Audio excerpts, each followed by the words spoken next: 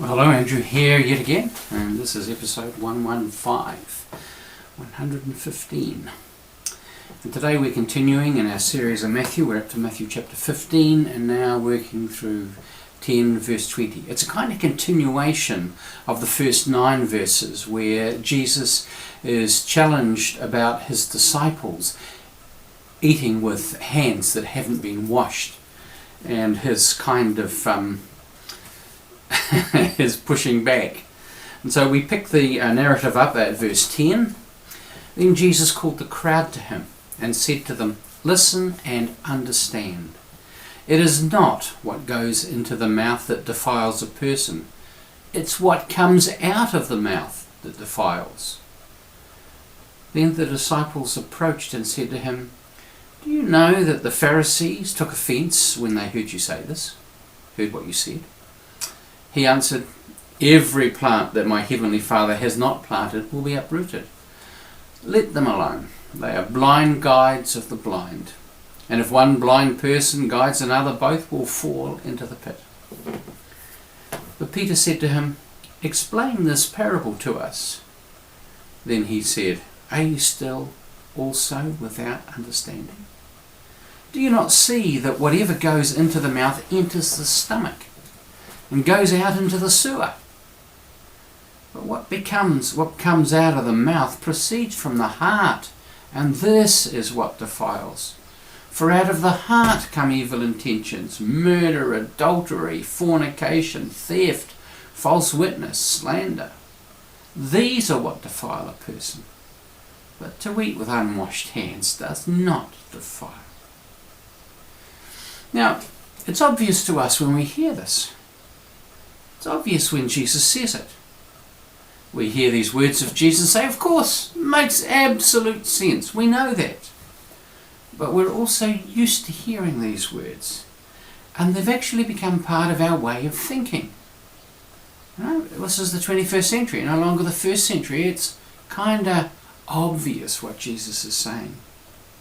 Yet at the time, I want to suggest it wasn't obvious. Jesus had to spell it out word by word to his disciples. Eugene Peterson in The Message puts it this way. Peter said, "I don't get it. Put it in plain language." Jesus replied, "You too? Are you being willfully stupid? Don't you know that anything that is swallowed works its way through the intestines and is finally defecated? Comes out as poop." He didn't say that, but he might as well. But what comes out of the mouth gets its start in the heart. It's from the heart that we vomit up evil arguments, murders, adulteries, fornications, theft, lies, and cussing. That's what pollutes. Eating or not eating certain foods, washing or not washing your hands, that's neither here nor there. Of course. And we see examples of this all the time. I read a news item on about a TV presenter just recently who, in a segment, had made a comment about a news story about a woman. It was an unflattering comment that he made and unwise. He ends up coming back on air the next day and apologising for what he'd said. And he said these words. He says, "It just slipped out. It slipped out because it was in there." We see it with politicians making sure that they stick to their scripts. If they don't know what's in there, might just slip out. That's why they stick to their scripts. And you see them occasionally getting into trouble because they haven't stuck to the script. I've been impressed by Pope Francis. It's one of the things I noticed about him immediately, is that this man talks freely in an unguarded, unfiltered kind of way, without any apparent internal censor. He doesn't need one. His missteps are rare. What has slipped out has generally been grace, kindness, generosity, love. It's because of what is in his heart. Even he, though, must have bad days. So I imagine there will be times when he is irascible and grumpy. And we can probably allow him that. I also notice it in our Prime Minister, in Jacinda Ardern. One gets a sense of her innate goodness. Now, there may be some who are listening to that will be outraged by that. Those particularly on the very conservative side of the spectrum, see her as the devil incarnate. But I want to invite you to listen to her. Listen to what comes out of her mouth. Listen to what she says and how she says it. Use the measure invited by Jesus, that which you hear from her. Listen to her as she answers questions and responds to others in real time. The unscripted bits, the bits without notes or without a teleprompter. I've yet to hear nastiness or pettiness or vindictiveness or cruelty or plain old meanness come out of her. Now, I haven't listened to everything she said, but it's been consistent in the bits that I have. Those things don't happen. And even when she's defending herself or critiquing the positions of those who oppose her, I've not heard those things. Maybe I'm just deaf to them. I've yet to hear her play the person. Now, I may get a whole lot of references below of scripts where she's done that, but I've yet to hear it.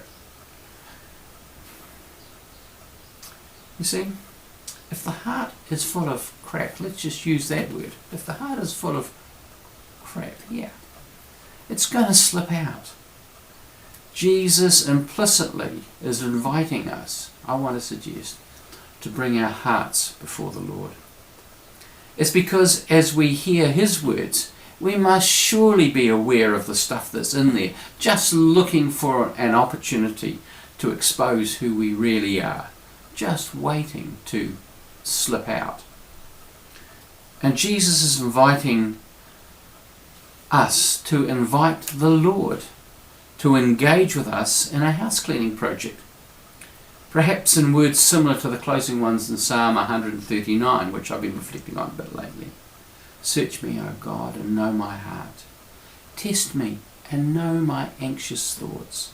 See if there is any offensive way in me, and lead me in the way everlasting. It's a great little prayer, one we might pray pretty well every day. It's Jesus who holds up a mirror, and he lovingly allows us to see what's in there, and gives us a choice as to whether or not we want to hang on to what we see, while inviting us to desire to be set free. It starts with the desire to be set free. Without that desire, nothing will change. It has to start there. Now, these traits that Jesus talks about, evil intentions, murder, adultery, fornication, theft, false witness, I guess that means telling lies, slander, are not our friends. They keep us prisoner.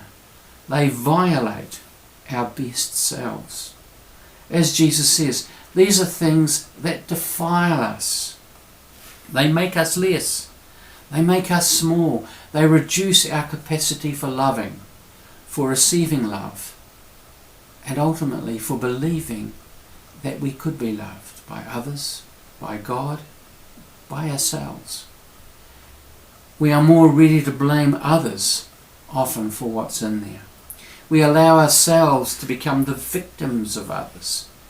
We give them power over their lives, even though they may be totally unaware of how they've affected us. We may have been treated badly. We may have cause to be bitter or resentful. Yet hanging on to those things is our choice. Nobody is holding a gun to our heads demanding that we allow these negative attitudes to continue to poison us. Because poison us, they do. As I said, they are not our friends. They may seem attractive to hold on to, like an itch that we believe we need to scratch, or resentment that we believe where we believe that the score needs to be settled before we can move on, or a lust for a person or a thing that is not ours to have, that we believe we need to taste before we can release it, having become aware that it's unworthy of us and will only cause us grief. So hanging on to this stuff never satisfies. It ultimately leaves us empty. In the meantime, it's taken bits of our soul, made us less, robbed us of our peace, our joy, our dignity, our confidence in God and God's purposes, for our lives. I don't know if you've noticed that, but that's what it does. It takes all that away, or it reduces it, and we don't become the full confident people that we're invited to become. It extracts too high a price and gives us nothing worthwhile in return. Only a lesson of something to be avoided in the future. Jesus invites us to guard our hearts. What we allow in, what we let reside there, what we harbour.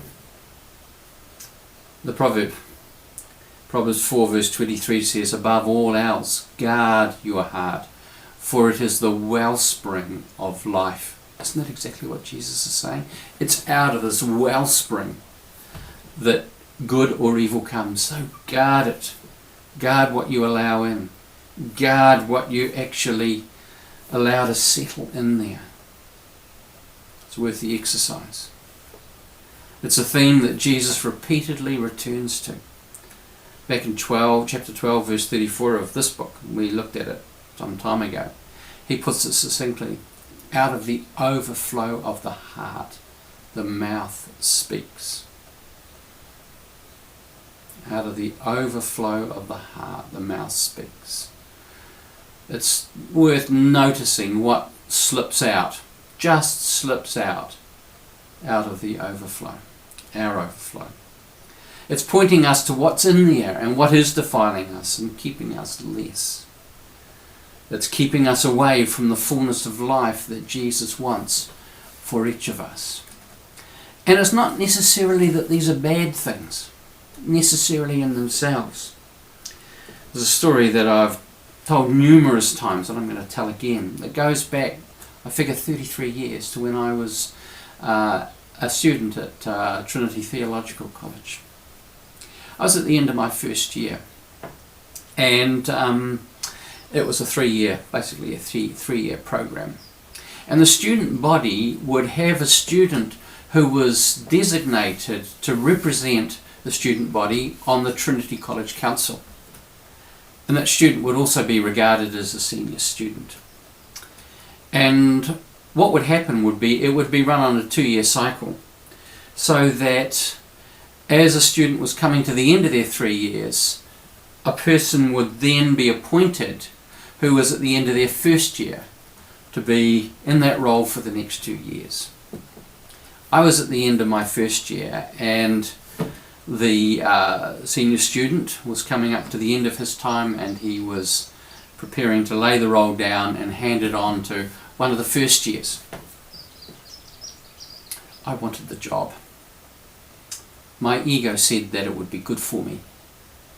And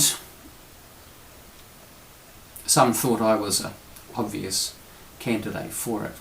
We agreed on a process that we were going to take a couple of weeks to think about it and pray about it, and then come back together and make a decision.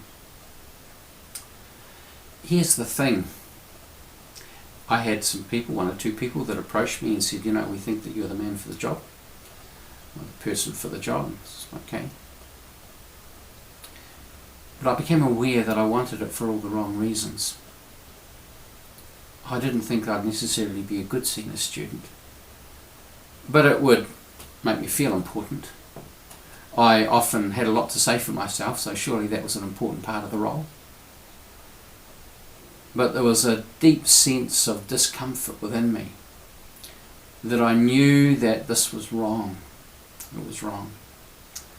And a couple of days before the meeting, I was just so exercised by it that I went to my study, and we had a bed in our studies, and I got down on my knees before it, beside this bed, and I just prayed and prayed. I says, Lord, I want to be set free from the wanting. I want to be set free from this. I want to be released from it because I know it's wrong. Help me. And it must have been 20 minutes, and I was just there, and I just pleaded with the Lord to take it from me, take away the wanting of this particular role. And in a flash, it just lifted from me. And the relief was huge. It was just enormous. I felt like a free man. It was gone. But there was something else that came. I also had a moment of clarity as to who the person ought to be. And I discussed it with the existing senior student, and at first he was surprised because he thought it would be me. And I says no. And I just explained to him what had happened, but I knew it was wrong. And so I just suggested who it should be. And he, oh, yeah, he said, I can see what you mean. So as we were heading in the next day on our way to the meeting, I ran into him. It was Ken. And he said, well, I think, it looks like we're going to be putting you forward for the senior student. And I says, no, Ken, I says, I'm the wrong person for the job. I would want it for all the wrong reasons, but I said, but I think you'd be great. And he was really surprised. But I knew that he was wise and considered. He wasn't noisy like me. He was circumspect and reflective, and he would represent us really well, and he'd be a real asset to the Trinity College Council. So I nominated him, and he got the job, and he was great. I know, I knew that I'd have been lousy at it. It would have been all wrong. But I wanted to stress is the sense of freedom that I felt, the sense of having been liberated, and I just felt a joy of being able to be set free from the screaming ego that wanted me to appear to be somebody important. So I offer it to you. These challenges, these things that are in our hearts that slip out, come in all varying disguises and shapes and sizes. And the invitation is to allow Jesus to show us what's in our heart. And to invite first for the desire, for the things that you know and that he shows that are not life-giving, for them to be stripped away. I hope you found it useful. God bless you.